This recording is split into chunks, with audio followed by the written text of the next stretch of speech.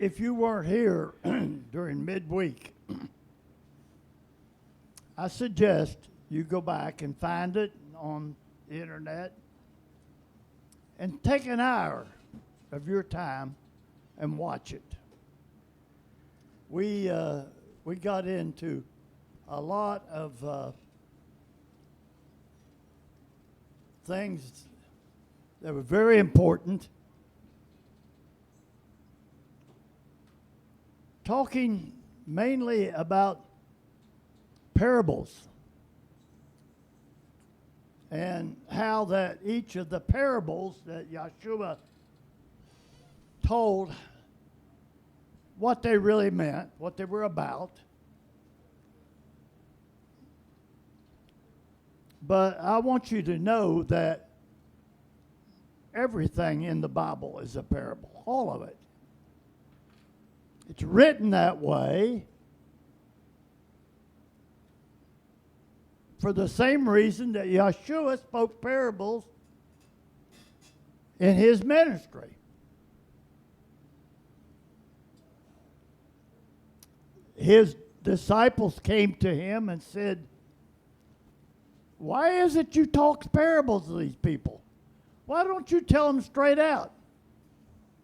He said, "I don't tell them straight out because they are not supposed to know. Because if they knew, they might repent, and I'd have to forgive them." Now, you ain't going to find that in no church. They never, ever, ever, ever bring that up, and it's in several of the books.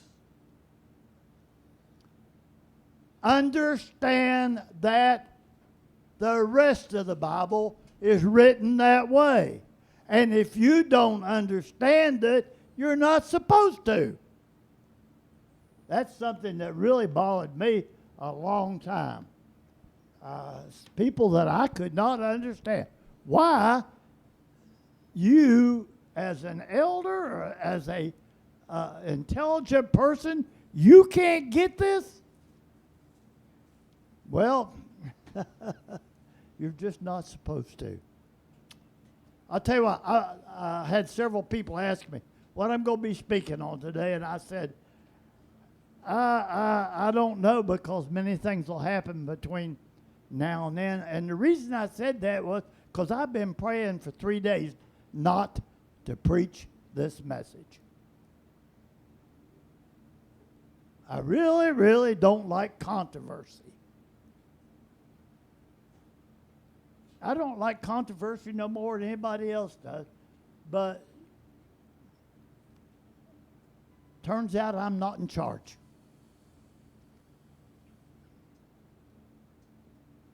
So, I'm going to teach today about the world's #1 religion. Paul, whenever you title this today, it's the world's #1 religion. Got it. And we're going to start out in Genesis.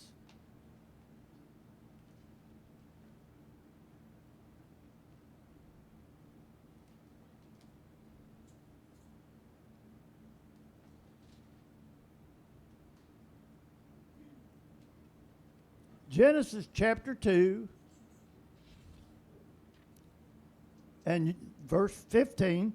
And Yahweh Elohim took the man and put him in the Garden of Eden to dress it and to keep it. And Yahweh Elohim commanded the man. Now the woman wasn't there yet.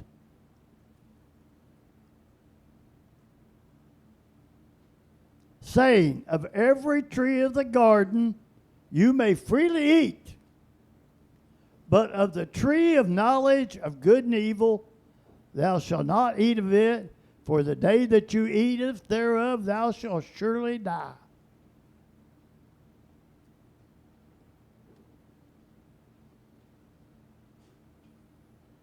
Recently, Yahweh opened up my mind and let me understand some things here. This is not about trees at all. This has nothing at all to do with trees or fruit or apples or snakes. Nothing at all to do with that. The tree of knowledge of good and evil.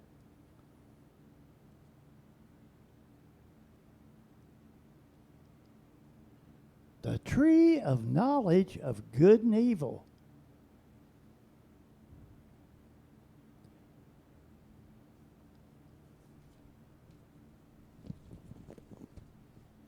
I made some notes.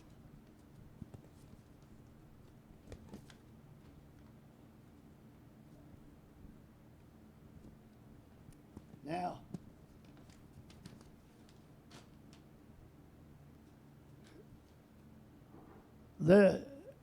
in this garden, there was all kinds of beasts, animals that Yahweh made. He made them out of the dust of the earth, and he brought them to Adam. Adam named them. Now, one of these animals was very different than all the rest of the animals. If you can't get that, then you're probably not going to get any farther. But this animal was able to speak and think and talk. And I'm not going to teach the seed message today. The seed message is very true, but that's not the message that Yahweh wants to get out today. Genesis 3:22. And Yahweh Elohim said, Behold, the man is become one of us, to know good and evil. And now lest he put forth his hand and take also of the tree of life and eat and live forever. Tree of life is Yahshua.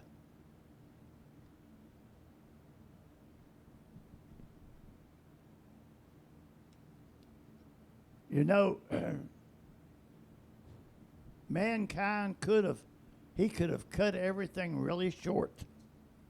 He could refuse the tree of knowledge of good and evil. He could have chose the tree of life and lived forever. But he didn't.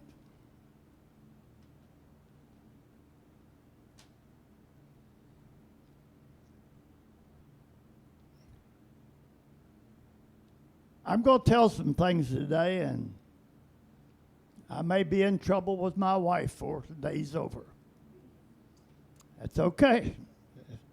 Some of you may have to take me in. But I must tell you the truth. I was a child. I was probably 10, 11 years old. I was innocent. I had absolutely no knowledge of the tree of knowledge of good and evil. I had a neighbor girl live next door. She must have been 14, 15 years old.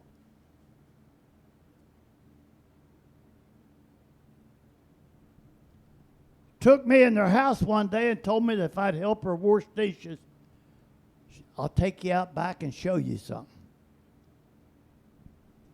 Well, I was curious. I was innocent. I didn't know what she had in mind or any idea. But I jumped in and helped her do the dishes. She took me out back into the little storage building they had there, and she introduced me to the knowledge of good and evil. Showed me what it was all about and how it was to be used, everything. I couldn't have been no more than 12 years old, because I remember in 1950, after this, that I was praying because I thought the world was going to end. The preachers was telling me that the world was going to end, and people were going, some were going to heaven and some were going to hell. And I thought, and this is going to happen, and I'm never going to have the chance to have a woman for myself.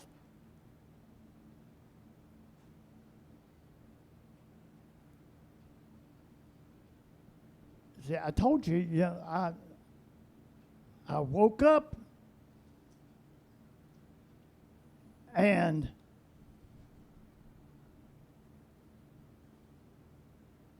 I was never the same again. Never, ever the same.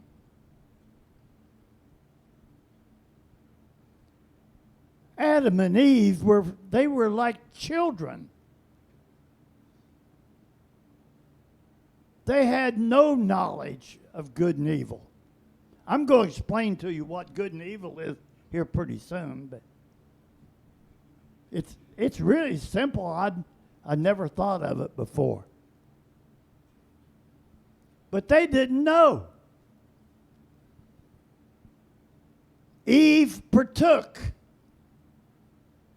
and her eyes was opened. She took it to her husband, and his eyes was open. And suddenly they looked around and were naked.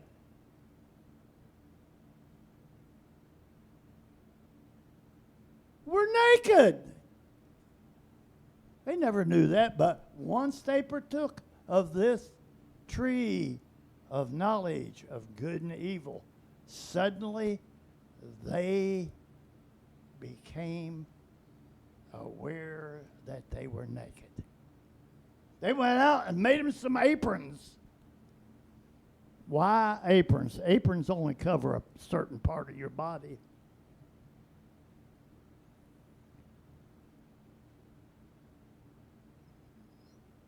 You remember what this message is about? The world's number one religion.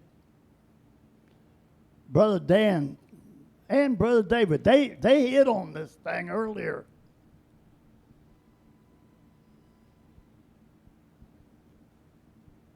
From that day that girl took me out back, my mind was corrupted. She never had anything more to do with me. She went and found some older guys. So I had to start looking for the younger girls. I was corrupted. And that corruption stayed with me throughout my life.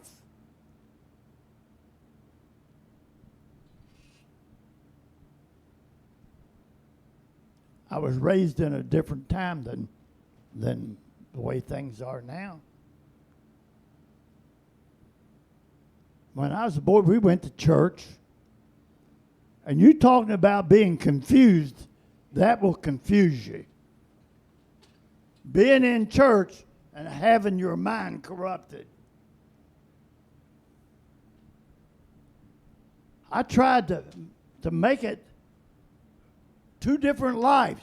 Here was my church life, and here was my corruption life.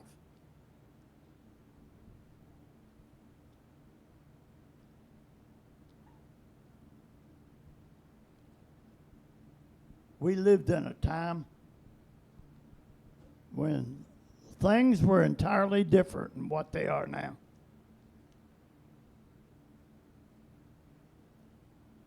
Back then, if you were a decent person and you got a girl pregnant, you married her. Sometimes at the end of a shotgun. But you did not let that girl go through the bereavement that she would have went through.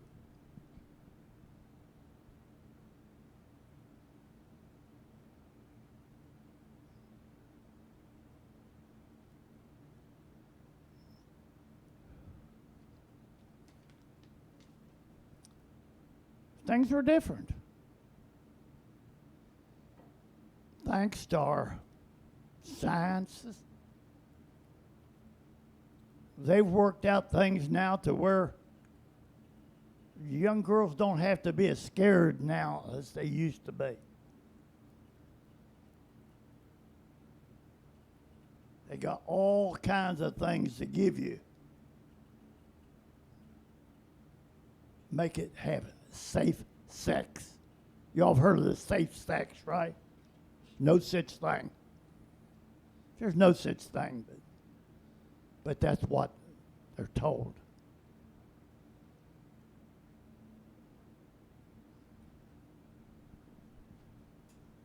Things have changed so much. What you might not realize is your children are taught every day by an instrument called a television. They have a continuous feed of that thing. When I was young in church, we were told you don't have no television in your home. You don't go to the movie theater. And I was even told, because I like to sneak and read the funnies on Sunday, but I was told I was going to hell for that.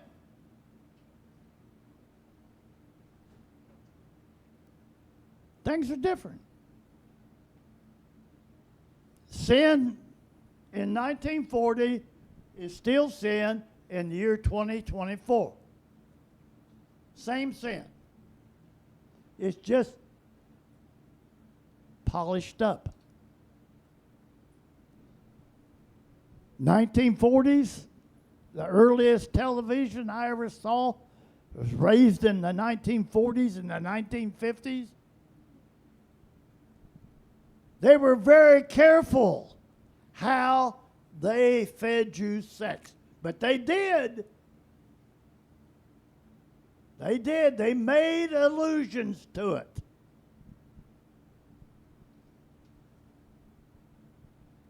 It's the old frog in the hot water. I don't know if it's true or not, but they said you could put a frog in the water and turn the fire on, and he'll sit right there until he's boiled, because it'll come on a little at a time. And this is exactly what they have done to our children and us. Many of you were not raised in the 40s and the 50s. You were raised in the 60s and 70s and 80s.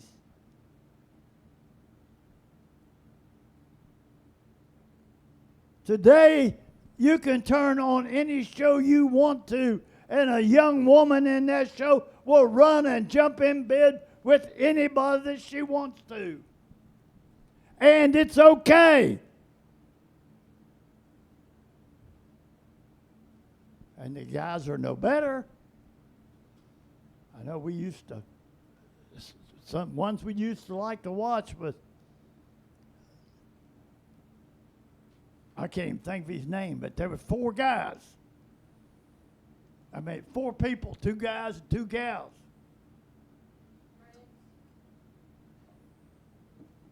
Jerry Seinfeld, yeah.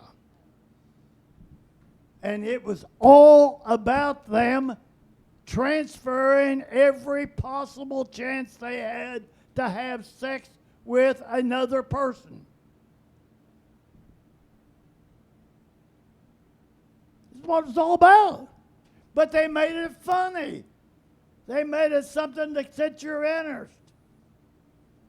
Satan is Satan. He's very, very smart. He knows what he's doing.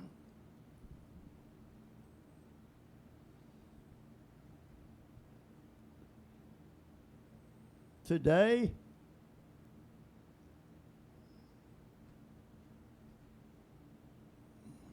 I've got 3 granddaughters. I've got some niece and great nieces here today that I love greatly. And I hope that they'll hear what I'm saying today.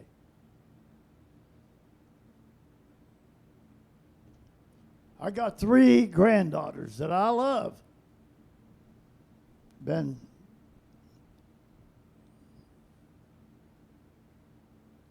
talking about the fireworks down here. And the last time I went to see the fireworks, I carried my granddaughter in my arms. Sarah. Carried her all the way down there to where they were doing the fireworks. And the little rascal went to sleep.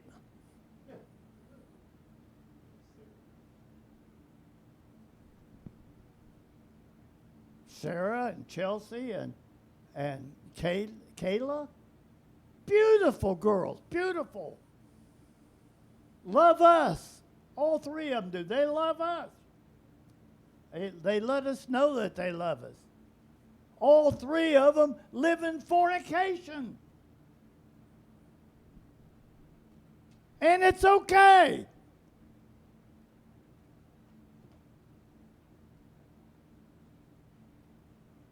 It's not okay. People are going to answer for what goes on in their life.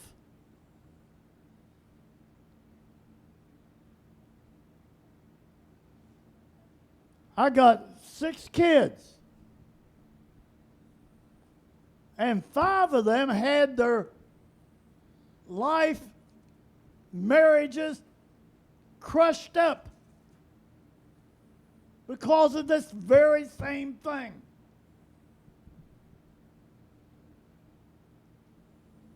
Some of them's got their life back together now, and I'm happy about that.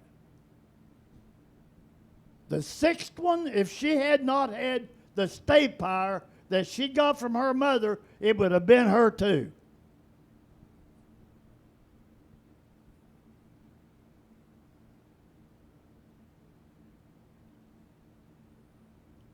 My wife and I got married because we were told we had to.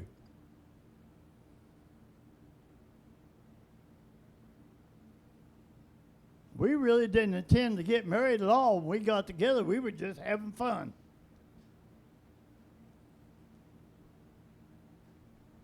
But we had no rules. Nobody there to give us the rules. Nobody there to tell us that you can go too far.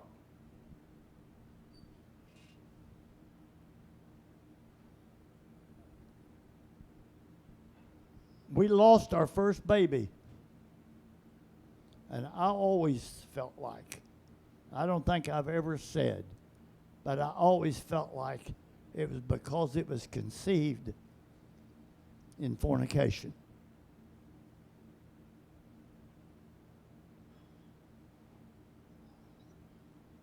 Now look, I'm talking about us, and you ain't no better than us. All of you have got ghosts in your closet. All of you. Every one of you.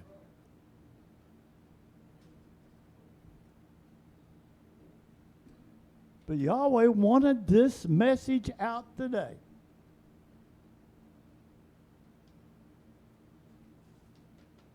When Yahshua was talking to Israel in Deuteronomy chapter 1, 39, verse 39, he was talking to them about how that they were not going to be able to go in to the promised land.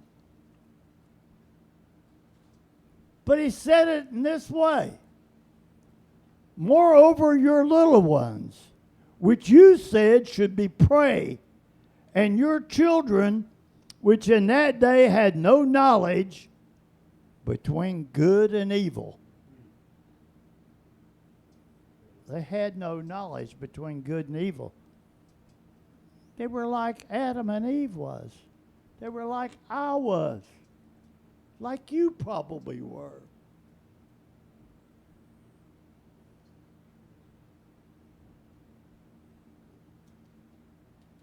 They shall go in thither, and unto them will I give, and they shall possess it. But these children,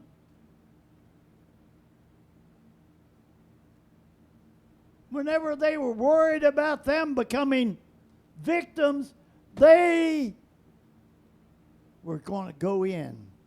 But when they worried about them, those little children didn't even know the difference between good and evil.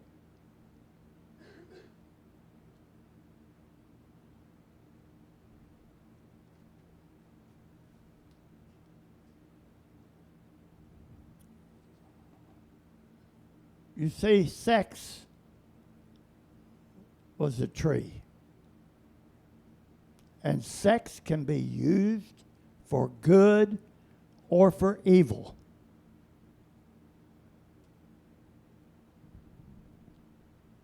It was a tool that Satan used. He knew what most people would choose. They would not choose the good, they would choose the evil.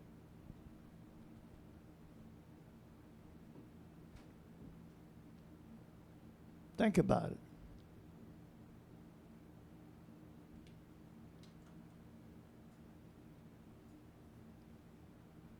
Girls, guys, the big thing in their life, I don't care who they are, is sex. They dress for it. They talk for it. They look for it.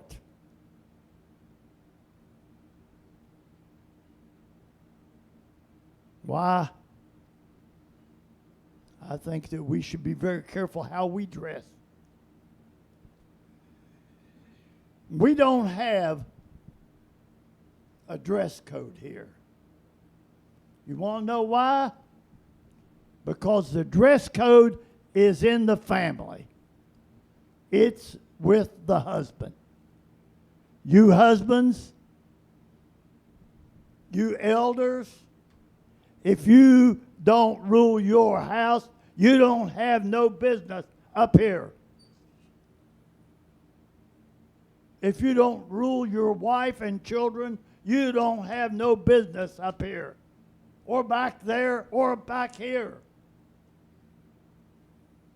That's tough, isn't it? That's hard.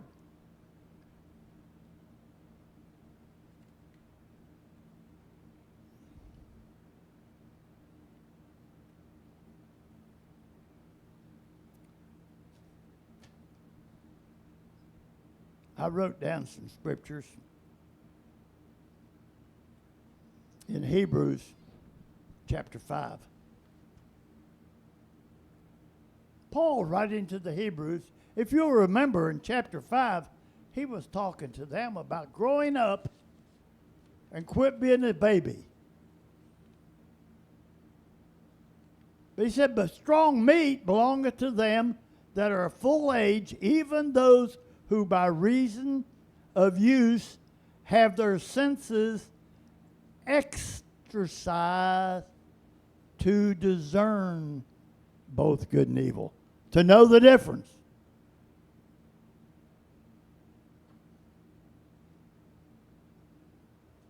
That's one thing we just kind of overlook at.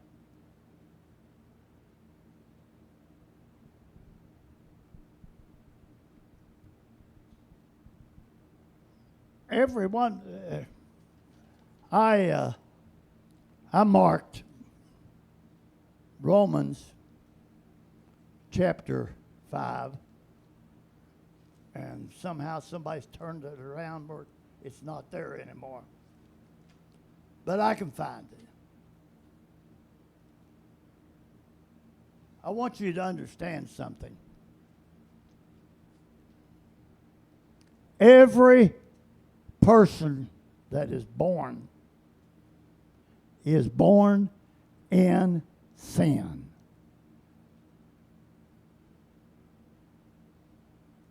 And where does it come from? It comes from right back there in the Garden of Eden, right there whenever they tasted of the tree of knowledge of good and evil. That's exactly where it happened.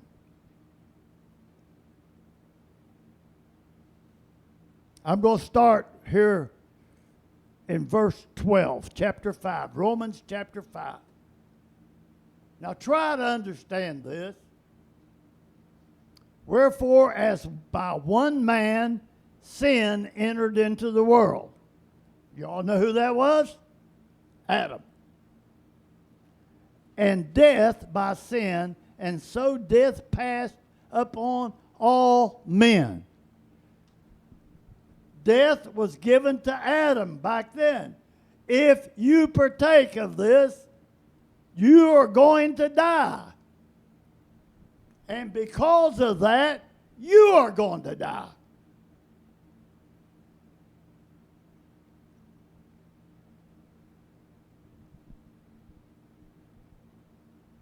Wherefore, as by one man sin entered into the world, and death by sin, and so death passed upon all men, for that all have sinned.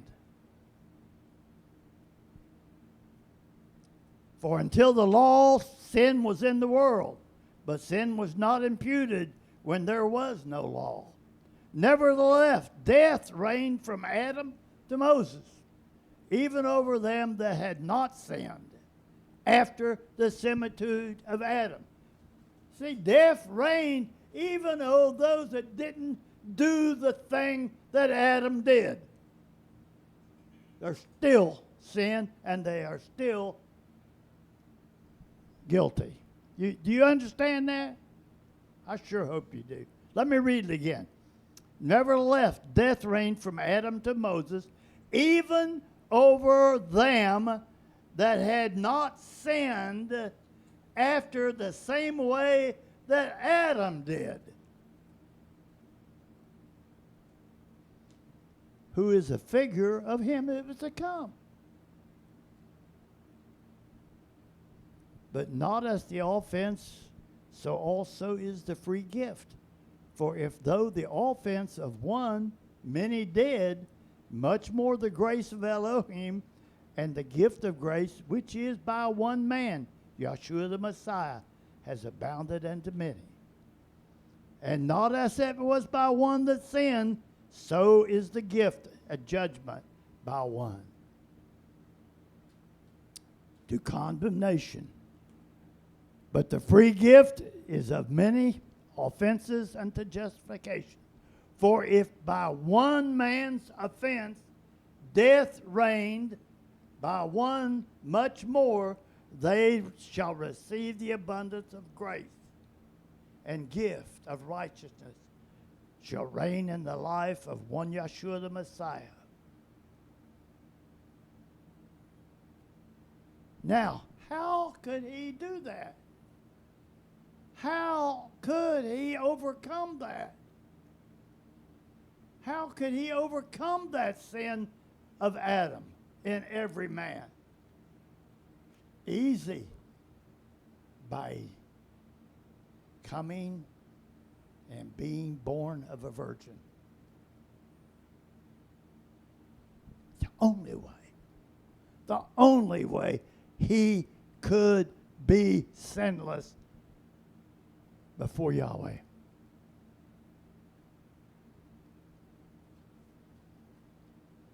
David said in Psalms 51, verse 5, Behold, I was shapen in iniquity, and in sin did my mother conceive me.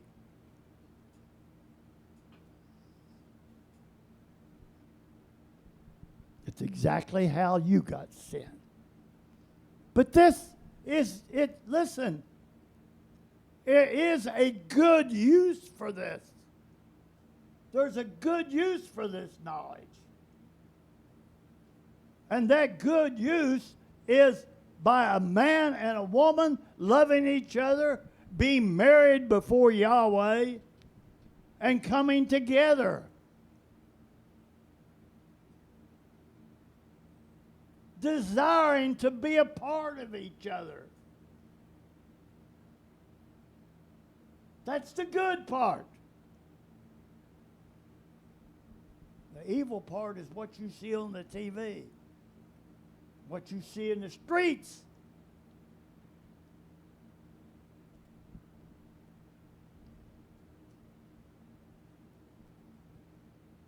I told you I did not want to preach this message. It's controversial. I know it is. And probably not many of you are going to be able to follow me in this thing completely. And some of you just plain don't want to.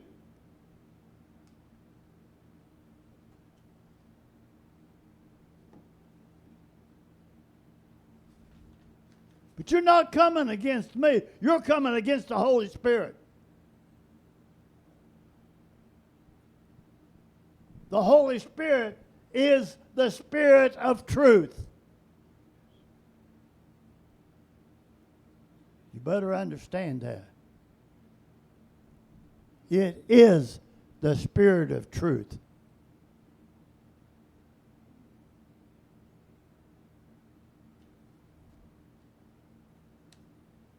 First Corinthians chapter 6.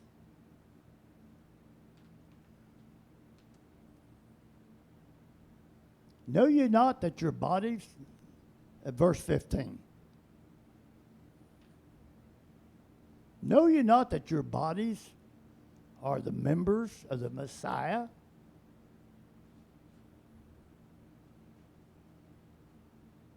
Shall I take the members of the Messiah and make them members of a harlot? By no means. What? Know ye not that he which is joined to a harlot is one body with that harlot? I was never told that. No preacher ever stood up in our church and told me anything like that.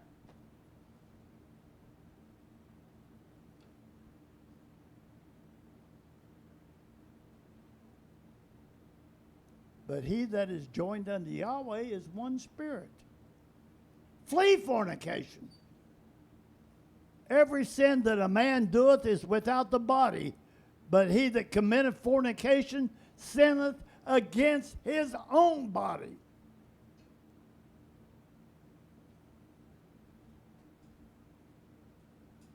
I know people ain't going to believe that. Maybe somebody in here will, but outside they're not going to believe that. Oh, I hope this thing goes out. I hope this message goes out to the world.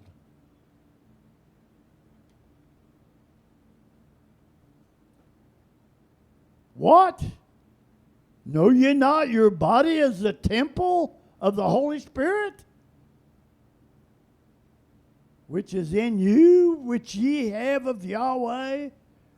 You're not your own. You were bought with a price.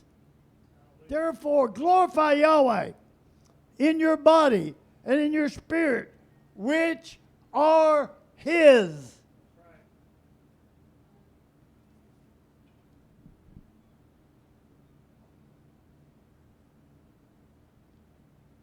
I told my daughter today, I looked at her and I said, "You look good." I see my other daughter looks good too. Sometimes it does a little good to speak up, although it's not my place. I have sinned in going out and getting out of my place and telling some people about their sins personally, which that's not my job. That's judging.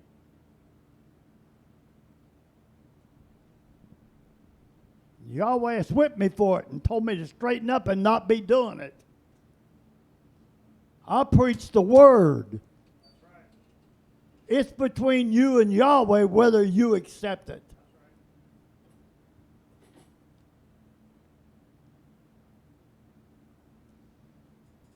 That's right. 1 Timothy, chapter 9.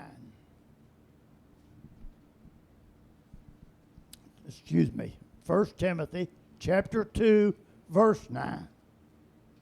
I'm like Joe Biden. I get things confused. Bush did it too. In like manner also, that women adorn themselves in modest apparel, with shamefacedness and sobriety, not with broidered hair or gold or pearls or costly array.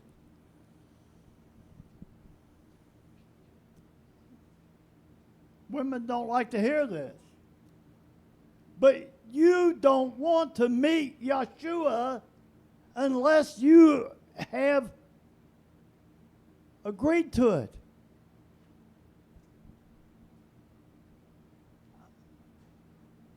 I thought I was dying a couple weeks ago, and I might still be.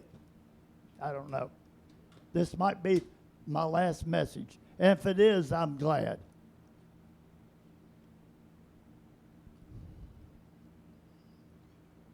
But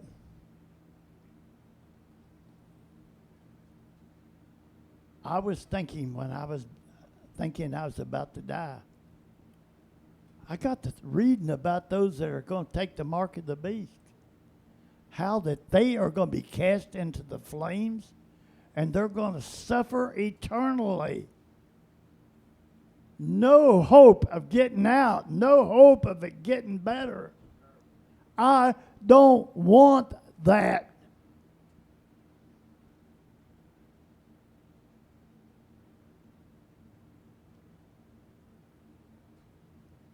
But which becometh women professing reverence with good works. Let the woman learn in silence with all subjection. But I suffer not a woman to teach, nor to usurp authority over the man, but to be in silence. For Adam was first formed, and then Eve. And Adam was not deceived,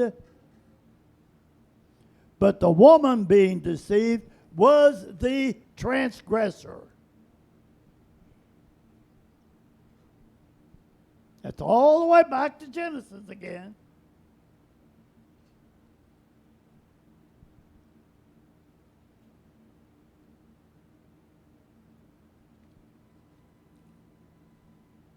Notwithstanding, she shall be saved in childbearing, if they continue in faith and charity, holiness, and sobriety. My grandmother had 11 children. Today, the way science has got it figured out, that women, they don't want, sometimes maybe they want one, sometimes two, but that's it. Don't want any more. Well, maybe that's all right. I don't know. I'm not a judge.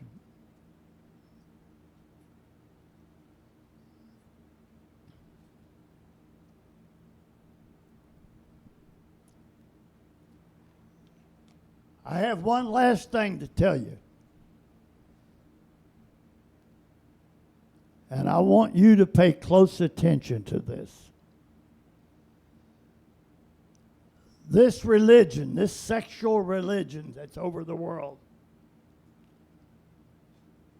it has gone even into the homosexual now. Kids can't figure out whether they're a boy or girl.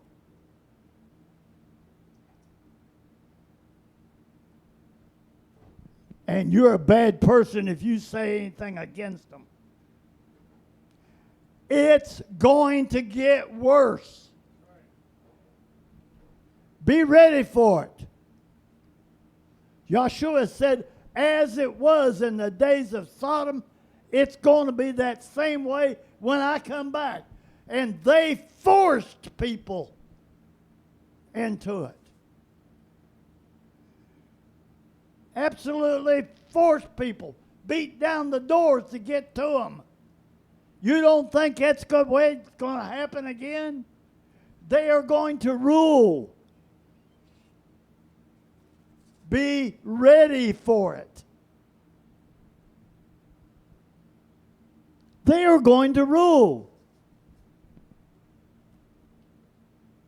You'll have it in your own home. I've got a great granddaughter today living with a girl thinking that's the thing she ought to do.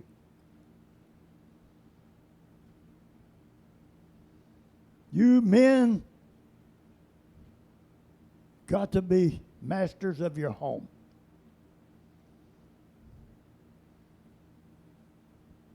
You have to be. You're responsible for your home. You might not think you are, but you are.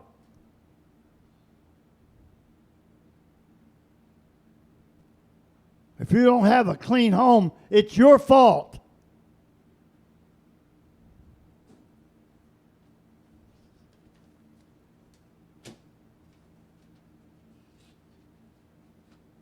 If I still got a home to go to, I'm going home this evening.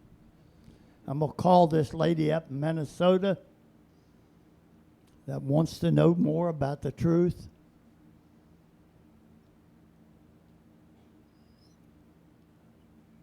And I'm going to pray about this message again. I've been praying for it for 3 days. I have been sick over this message. The main reason I was sick over, I was afraid that I couldn't do it justice.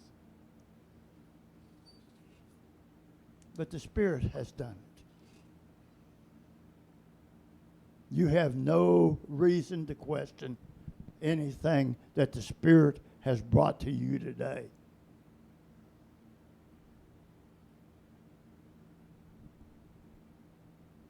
Children, please hear what I said. Keep yourself clean. Don't fall into this stuff. Don't be fooled by the world. Mothers, be very, very, very careful with your children. My parents never said a word to me about sex. Nothing. I had no idea. Everything I learned about it was from the guys around talking about how they had done such things.